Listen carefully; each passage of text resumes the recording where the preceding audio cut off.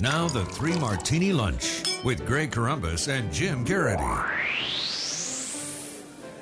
And welcome, everyone, to the Thursday edition of the Three Martini Lunch, along with Jim Garrity of National Review. I'm Greg Corombos of Radio America. Good, bad, and crazy martinis for you as usual.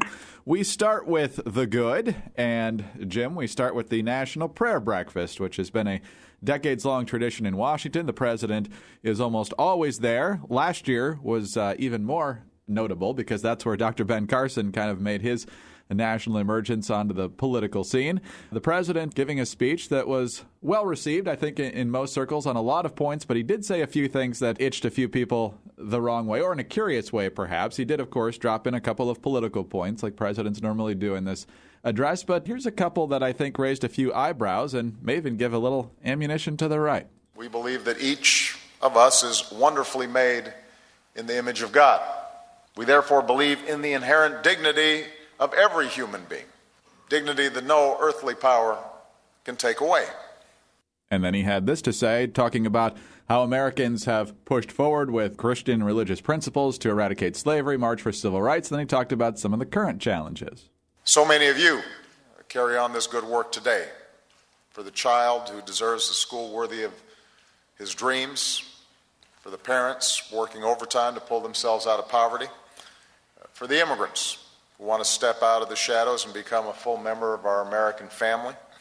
So, Jim, all of those, I think, are points most conservatives would agree with. The immigration debate, perhaps it might be the lone exception there. But for a president who is considered to be strongly pro-choice, as well as one who certainly stood by and did nothing to help save charter schools in Washington, D.C., talking about great schools and the dignity of every human life is a little bit surprising coming from him. We can chalk this up to the speechwriters not being careful. We can chalk this up to a little bit of kind of Freudian, Obama subconscious trying to channel thoughts that his political superego wouldn't allow him to do. But look, I mean, this is one of those speeches where nothing Obama said was really all that wrong, particularly when he talked about the importance of the United States standing for religious freedom overseas. All of these issues that, that Americans feel like this administration tends to forget about, the plight of Christians in the Middle East, Copts in Egypt and in Nigeria, all kinds of countries like that. Obama did talk about it. I'm not quite so sure what we're doing about it. He talked about the pastor being held by the North Koreans, the pastor being held by the Iranians, all these things that people would like to see the administration take a stronger voice on. Now, this may be the one time a year Obama mentions this, and then he forgets about it, and the State Department goes back to playing footsie with Iran, and he starts saying, what do we have to do to get the North Koreans to be nice to us, and all that kind of stuff. But look, every once in a while, Obama will say something, and perhaps either he doesn't recognize the implications of what he's saying, or his staff does, or he gets so in the moment.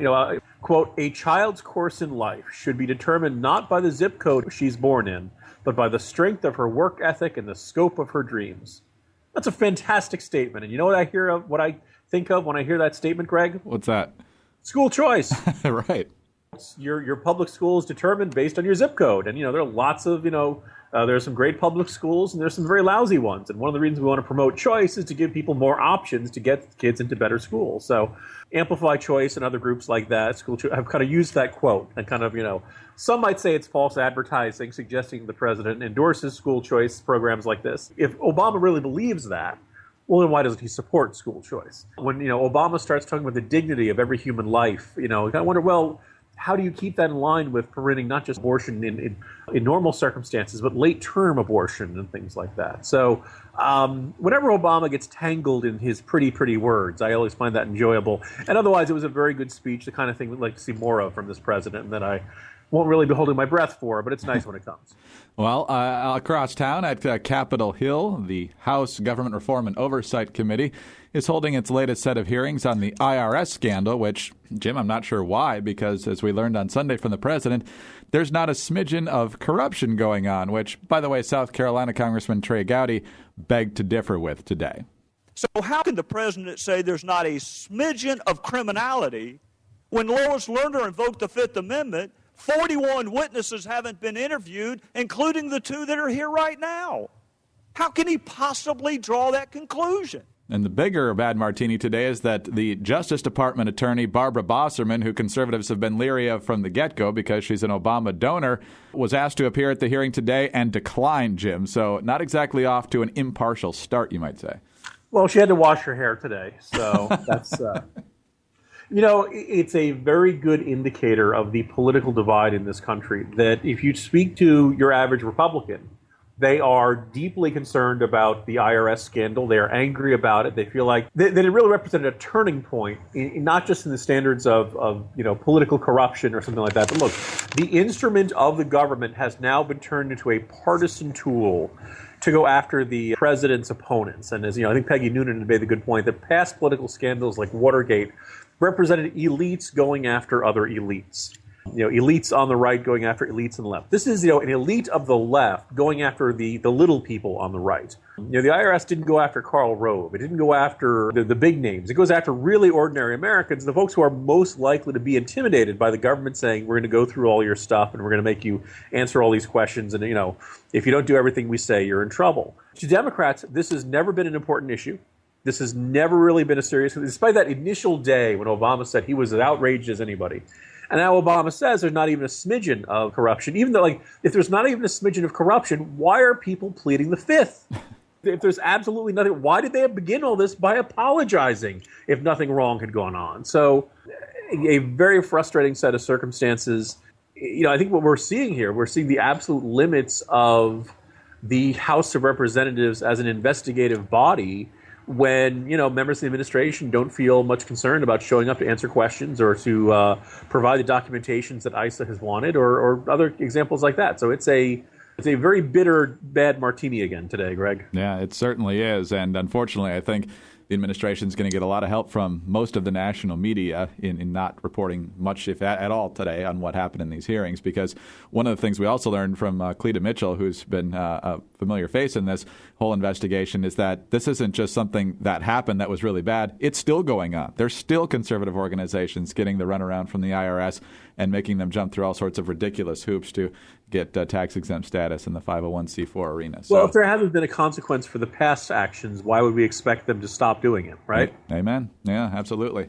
All right, on to the crazy martini now, Jim. And, we thought we weren't going to have any sort of Democratic celebrities when it looked like we had a chance at a couple. First, there was Ashley Judd, who was close to running for the U.S. Senate in Kentucky. Then last week when Henry Waxman announced he wasn't running for re-election to the House in California, Sandra Fluke announced that she was seriously considering she's going to run for state Senate out in California instead. But lo and behold, the Democrats do have their celebrity candidate. It is American Idol runner-up Clay Aiken, who is challenging Republican Congresswoman Renee Elmers of North Carolina. Here's a little bit of what Clay Aiken's introductory web video had to say. And the district where I'm running is represented by a congresswoman who I believe went to Washington with good intentions. I'd like to think that people don't go there with anything else. But even though she knew that voting for massive cuts to the military was bad for our country and for our district, she voted for them anyway, 10 times, after her party leaders told her to. And when her party leaders told her to vote for the government shutdown, she did, 21 times. So basically, Renee Elmers supported sequestration because she wanted some sort of fiscal responsibility, and she voted to defund Obamacare. Another fun part of this video, Jim, is where Clay Aiken points out that, it doesn't really matter what party you're from, as he's in a really red-leaning district, and says, but we just need to be able to work together. I think my favorite comment from Aiken in his announcement was that, Congress has too many lawyers. He's running against a nurse. Now, I have something of a confession to make here, Greg. In my life, I may have seen one episode of American Idol. This is not one of my regular shows. I hear about who the winner is, once in a while. And this is a pop culture phenomenon that I'm capable of ignoring with great comfort and with not much difficulty. So he sings. He won, right? So he's a pretty good singer, I'm guessing. Runner-up. Right? He was runner-up. Oh, he's runner. Okay, so there you go. So he's set to be a runner-up again this year, it looks like. But so what's his? You kind of liked how I sang, so send me to Congress, right? I'm left with the Bobby Rush argument against Barack Obama back when he ran for House in 2002. Say, what's he done? I mean, just what's he done? And what has Clay Aiken done? This is for the people out in that portion of North Carolina to say, well, he's the guy we want representing us in Congress. Will he sing his bills? Is he? Obviously, entertainers have buckets full of charisma and people like them and all that kind of stuff. But Renee Elmers has been one of the shining stars since the 2010 midterms. I don't think she's quaking in her boots over the Clay Aiken juggernaut coming her way. On the one hand, I suppose I should salute Clay Aiken for not just being on the sidelines and jumping in the arena and not just spouting off about politicians and putting himself on the ballot. I gotta say though, we will see whether Aiken mania overtakes North Carolina come November. I'm rather doubtful of that scenario. No, in a state where Mike McIntyre is finally heading for the hills because he doesn't probably like his odds for re-election, you can't think that the odds for the Democrats in Renee Elmer's district are very high either. He'd be lucky probably to win the nomination. I don't know exactly what the field looks like there, but I got to think he's a pretty strong underdog. Now, if Carrie Underwood ran for Congress, well, first of all, she'd probably run as a Republican, but secondly, I think she'd have a little more higher odds of winning. But who is the small Asian man who was terrible? William Hung. William Hung. At that point, once he starts announcing for Senate, it will be a sign that this is a bad phenomenon that we have to stop. And my understanding is that the purpose of American Idol was to give Americans who believe they deserve 15 minutes of fame literally 15 minutes of being on television, and then we can usher them off the national stage and not deal with them anymore. That was running for Congress is kind of over. You're now in your 16th minute, Mr. Aiken. I don't remember when William Hung was on there, but if it was long ago enough, I'm sure he was a candidate for the California recall. Everybody else in that state ran then. Yes, exactly. On that note, we'll be watching that one. Probably not all that closely, but we'll watch it anyway. We'll talk to you later. See you tomorrow, Greg. Jim Garrity of National Review. I'm Greg Corombos of Radio America. Thanks very much for being with us today, and please join us again on Friday for the next 3 Martini Lunch.